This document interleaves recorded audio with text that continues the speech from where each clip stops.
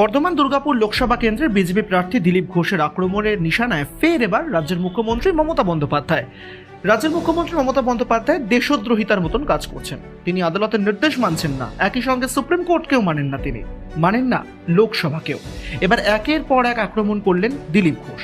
তিনি বললেন, আদালতের রায় মানেন না মুখ্যমন্ত্রী ঠিকই, কিন্তু নিজে প্যাঁচে পড়লে আদালতের দ্বারস্থই হচ্ছেন তিনি। কি বলেছেন দিলীপ ঘোষ, শুনবো।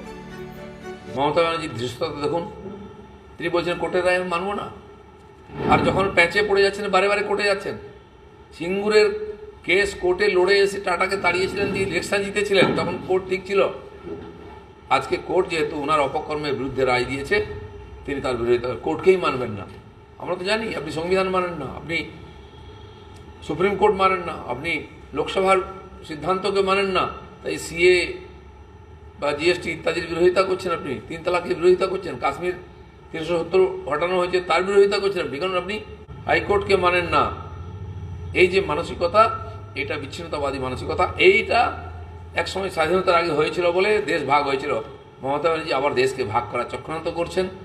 দেশ বিরোধী গতিবিধি যারা করছে, রাষ্ট্রবিরোধী গতিবিধির সঙ্গে যারা যুক্ত, তাদের সঙ্গে আছেন, তাদেরকে উস্কানি দিচ্ছেন উনি, এবং তাদের সুরে কথা বলছেন। পাকিস্তান বাংলাদেশের উগ্রপন্থীদের সুরে সুর মিলিয়ে কথা বলছেন।